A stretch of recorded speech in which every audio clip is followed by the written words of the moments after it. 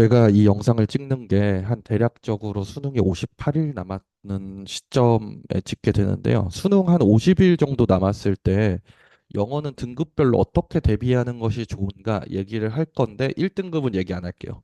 그러니까 1등급이 어떤 1등급이냐면 6월, 9월 둘 다 1등급 나온 친구들은 그냥 하던 대로 하시고 수학 열심히 하십시오. 그리고 1, 2등급 왔다 갔다 한 이 친구들이 지금 불안할 거야. 그죠? 왜냐면 6월은 어려웠고 9월은 좀 쉬웠어. 그러니까 이 갈피를 못 잡겠거든. 그 6월하고 9월이 그 좀 비슷한 점도 있고 되게 다른 점도 있는데 제가 느낀 걸로만 얘기를 해볼게요.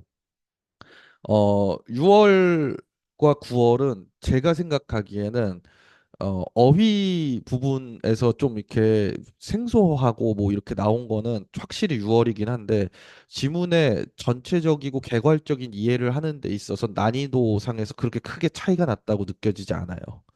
그러니까 실제 변별이 이제 생긴 거는 6월 달에 선지가 조금 더 복잡해 보이고 그리고 혼동이 더 많은 구문들로 쓰여졌다. 이런 정도의 차이거든요. 어, 그리고 이 기조가 이제 어디에서 좀 볼 수 있냐면은 요번 9월에 30번에서 좀 볼 수 있었어요. 그러니까 9월에 이제 30번에서는 이제 제 수업을 같이 들었던 친구들은 알고 있겠지만은 감정사역 생각 인식의 동사에 수동태 다음에 투비가 삭제된 구조로 4번 문항이 나온 거거든요. 그래서 서브젝트는 그리고 나 얘기를 했었잖아요. 수업 중에 나올 것 같다고. 근데 이걸 9월에 써버려가지고 수능에 또 나올지 안 나올지 모르겠지만은 어쨌든 자주 쓰이는 형태니까 또 나올 수도 있을 것 같아요. 그러니까 이 6월, 9월 그 차이가 내가 왜 났는지를 한번 여러분들이 생각해 보세요. 분명 1, 2등급 왔다 갔다 하는 친구들 같은 경우에는 6월 달에 지문 읽을 때 그렇게 이해가 안 되진 않는데 이럴 텐데 선지 때문에 막 힘들었거든요.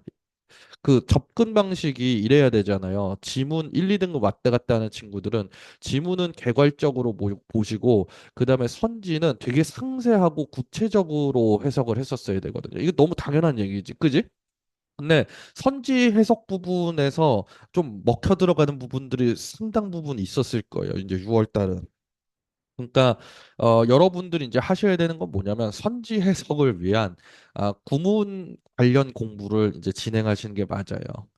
구문 툴 5개를 얘기한 거는 수업 중에 제 수업을 듣는 친구들은 얘기했었고 뭐 혹시 그러면 뭐 수업을 듣지 않는 친구가 요걸 보게 되면 이 영상을 보게 되면 어떤 걸 공부해야 되냐?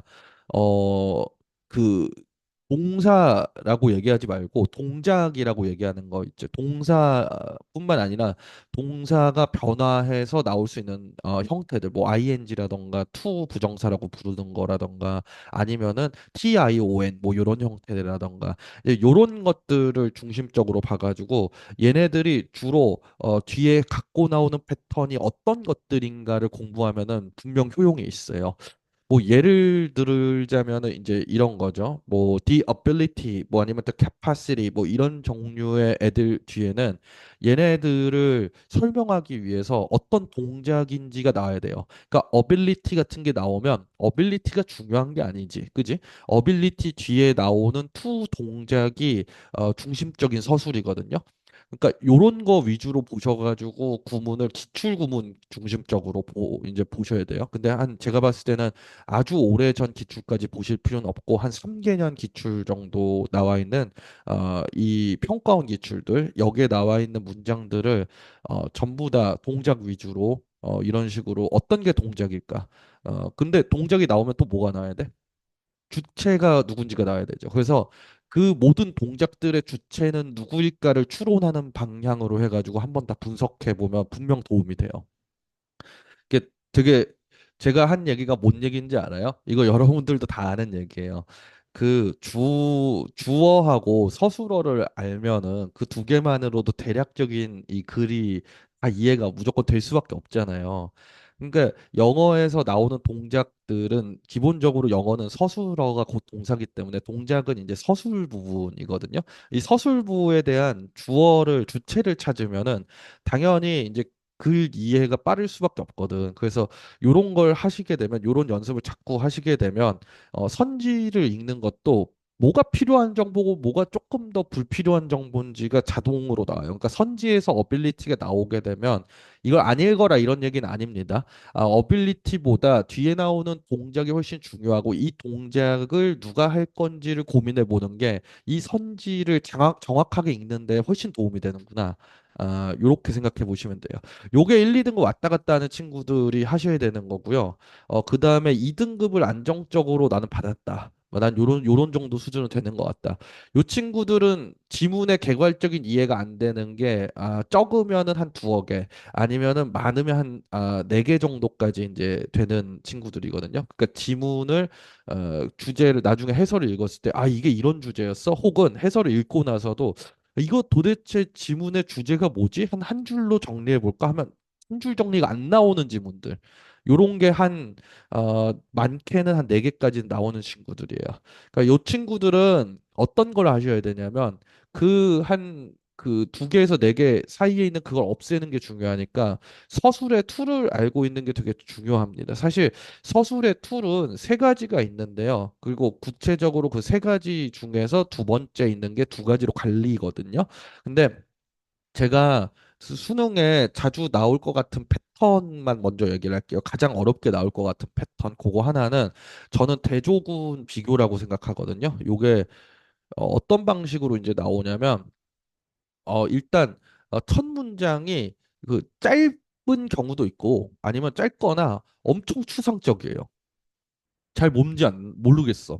그다음에 두 번째가 뭐가 있냐면, 일단 소재가 뭐가 나와요. 근데 그 걔네들은 단어가 또 비교적 우리가 좀 익숙한 단어로 나온다. 그러니까 두 개의 소재가 나와. 그 두 개의 소재가 나오는데 이게 추상적이라고. 그럼 다른 말로 하면 어떻게 얘기해야 되냐면 그 두 개의 소재에 대한 관계를 기술하는 것 같거든. 근데 그 관계가 명확하지가 않아요. 추상적이게 왜 우리가 느끼냐면 관계가 명확하지 않아. 이 처음 한 두 번째 문장까지도. 그 다음에 패턴이 어떻게 이어지냐면 이 글에서 갑자기 뜬금없이 다른 얘기해. 근데 이게 이렇게 생각하셔야 돼요. 이 다른 이야기는 뭐냐면 아까 전에 얘기했었던 두 개의 소재에 대한 예시나 아니면 어쨌든 적어도 이거하고 관련 있는 또 다른 소재들이에요. 어쨌든 아까 A, B라고 얘기했는데 그 A, B에 관련된 또 다른 소재들을 반드시 얘기해. 그리고 여기에서 뭘 해주냐면 관계를 비교적 명확하게 얘기해줘요. 이 글 이해하는 데는 어떻게 조합하는지 알겠죠? 그죠? 맨 처음에 두 개 소재를 뽑아내. 맨 처음 너무 짧거나 추상적이야. 그럼 두 개 소재 무조건 뽑아낸 다음에 그 두 개 소재가 뒤에 나오는 내용 들 중에 해당되는 놈들이 분명히 있을 거다. 그러고 걔네들의 관계를 이제 알아내고 그 두 개의 소재를 여기에다가 대입해 버리면 그게 이제 이 글의 주제나 내용이 되는 거예요. 그러니까 요거를 기억하시고 요 툴을 가지고 한번 해보시면은 조금 더 편할 겁니다. 그러니까 기출들 중에 오답률이 높았다 이런 그 문항들은 대부분 다 이렇게 구성돼 있어요. 그래서 요거를 한번 해보시는 게 조금 더 도움이 될 거고 2, 3등급 왔다 갔다 한다. 이 친구들은 그냥 자기 3등급이라고 보셔야 됩니다. 2등급 안정권이 아니면요 사실상 언제 3등급 떨어져도 이상할 게 없고 뭐 약간 운에 기대는 측면들이 아직은 있는 거예요. 3등급 이하는 뭐냐면 이분들이 영어를 이제 문제를 풀 때 되게 착각하는 게 하나 있어요. 그게 뭐냐면 어차피 상위권도 나랑 비슷하게 푼다. 이렇게 생각하거든요. 이게 뭔 소리냐면은 막 그 어떤 학원들이나 막 이런 데서 막 많이들 얘기해. 이 고등 영어는 정확하게 읽는 게 아니다. 개괄적으로 이해하는 거다. 그러니까 막 문장 하나하나별로 완벽하게 읽지 않아도 괜찮다. 이거는 그 어떤 의미에선 맞고 어떤 의미에선 틀린 얘기예요. 왜 그러냐면 니네들 한 상위권한테 다가가서 얘네들한테 물어보면요. 그 한 32번, 33번, 34번 이런 어려운 문항들도 얘네들은 상위권은 확실하게 해석하는 문장이 엄청 빠르게 근데 엄청 확실하게 해석하는 문장이 한 절반 정도는 돼요. 그러니까 아주 어려운 문항일 때에도. 그러니까 뭐 처음 나오는 단어 같은 거 보는 게 추론이 가능한 거거든. 어쨌든 확실한 거 몇 개는 가져가니까 적어도 3분의 1은 확실히 알고 가. 그러니까 그냥 우리가 대략적으로 뭐 간다 이게 아니라 한국말로 그냥 쫙 들어오는 그 문장이 절반이 되는 거야. 그러니까 우리 3등급 이하 친구들 같은 경우에는 아예 그냥 전체 지문에서 완벽하게 해석되지 않은 상태로 진행하는 지문들도 진짜 많잖아요. 그러니까 어떤 때는 운이 좋으면 3등급에 뜨고 어떤 때는 운 나쁘면 5등급 뜨고 지금 이게 이런 거거든. 이 친구들은 그러면 기초적인 문장들 해석하는데 30일 가량은 쓰신다고 생각해야 돼요. 근데 여기에 뭐도 포함되냐면 당연히 어휘도 포함돼요. 여러분들 2등급 안 나오면 어휘도 엄청 부족한 거예요, 지금.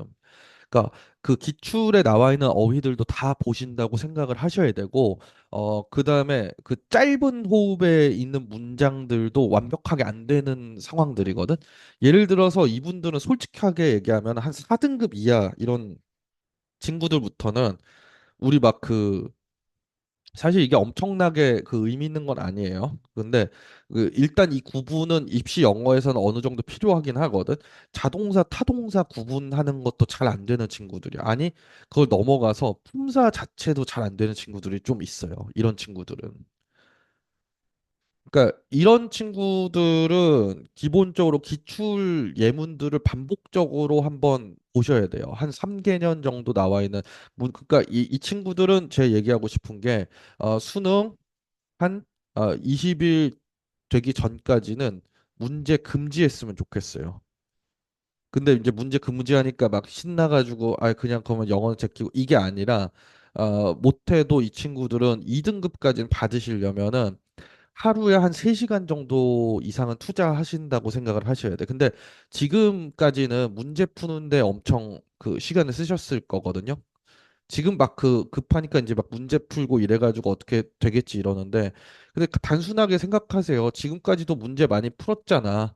근데 문제 많이 풀었는데 그 됐어 안 됐어? 지금 올랐어 안 올랐어? 그안 올랐잖아요. 그 안 되는 이유는 명확해요. 지금 남들 하는 거 그대로 따라가려고 하면 안 돼. 지금 1등급은 하루에 뭐 하루가 뭐야? 일주일에 뭐 모의고사 하나? 요 정도 풀 거거든요. 1등급 정도면은 나머지 다른 데 이제 다 시간 쓰고. 근데 그 친구들 하듯이 여러분들은 하면 안 돼요. 지금 할 때는. 그러니까 이 자존심 상해하지 말고 진짜 자존심 상하는 건 뭐냐면은 내가 원하는 어떤 입시 결과를 조금 못 미쳐도 되는데 한참 못 미치게 이제 그 얻게 되는 게 진짜 스트레스 받는 일이거든요. 그러니까 그 옆에 있는 거 막 보면서 아 저거 해야 되는데 지금 이런 식으로 생각 절대 하지 마시고 그 자기한테 부족한 걸로 먼저 한번 해보시려고 하셔야 됩니다.